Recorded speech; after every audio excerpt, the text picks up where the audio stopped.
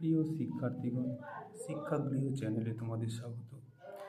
আজ আমি আলোচনা করব ইতিহাস মাইনর 1 এবং মাইনর 2 তৃতীয় সেমিস্টারের জন্য অন্যতম একটি গুরুত্বপূর্ণ প্রশ্ন 5 নম্বরের। সেটি হলো হিস্ট্রি ও ইতিহাসের মধ্যে পার্থক্য লেখো।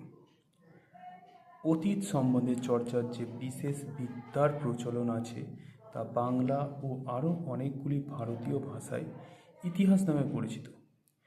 কিন্তু এখন আমরা যে বিদ্যাকে ইতিহাস বলি তা অনেকটাই ইংরেজি হিস্ট্রি এর কাছাকাছি। ইতিহাস শব্দটি কিন্তু ইংরেজি হিস্ট্রির নিছক অনুবাদ নয়। ইতিহাস শব্দটি সুপ্রাচীন। সম্ভবত অথর্ববেদে প্রথম শব্দটি নজরে আসে। শব্দটির ব্যুৎপত্তি ইতিহাস, অর্থাৎ অতীতে এমনটি ঘটেছিল।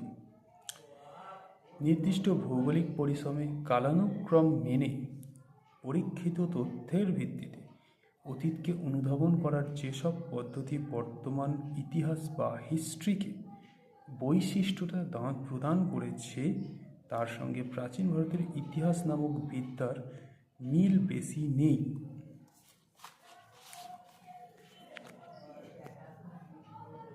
প্রাচীন ভারতে অতীতের সকল কিছুই ইতিহাসের অন্তর্ভুক্ত। শতপথ ব্রাহ্মণের রচনাকালের আগেই ইতিহাস কথাটি একটি বিশেষ অর্থে ব্যবহৃত হতে আরম্ভ করেছিল। নিছক সত্য নয় এমন অনেক বর্ণনাও ইতিহাস নামে প্রচলিত হতে থাকে।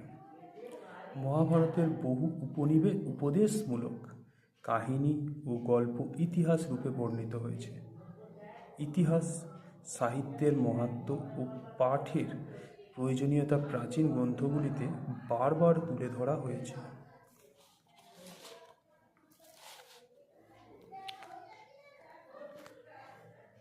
বর্তমানে ইতিহাস বলতে যে বিষয়টি আমরা জানি এর চর্চা শুরু হয় 19 শতক থেকে। ঔপনিবেশিক আমলের পাশ্চাত্য বা ইউরোপীয় অতীত চর্চার রীতি পদ্ধতিকে প্রাচীন ভারতীয় চিন্তায় সর্বত্র দেখা যায় না। তবে তার অর্থ এই নয় যে প্রাচীন আমলের ভারতের মানুষ ইতিহাস সম্বন্ধে অবহিত ছিলেন না। তবে তাদের অতীত ধারণা ও দৃষ্টিভঙ্গি আধুনিক ইতিহাস বা হিস্ট্রি থেকে আলাদা।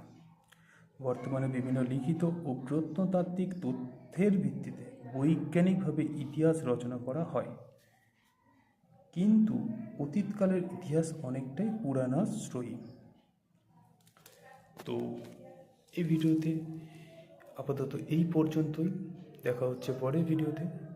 ভিডিও শেষ করার আগে বলে রাখি, যদি কেউ অনলাইন ক্লাস নিতে চাও তাহলে কন্ট্যাক্ট করতে পারো। ভিডিওর শুরুতে ফোন নাম্বার দেওয়া আছে, সেটাতে তোমরা কন্ট্যাক্ট করে নিলে আমি কন্ট্যাক্ট করে নেব।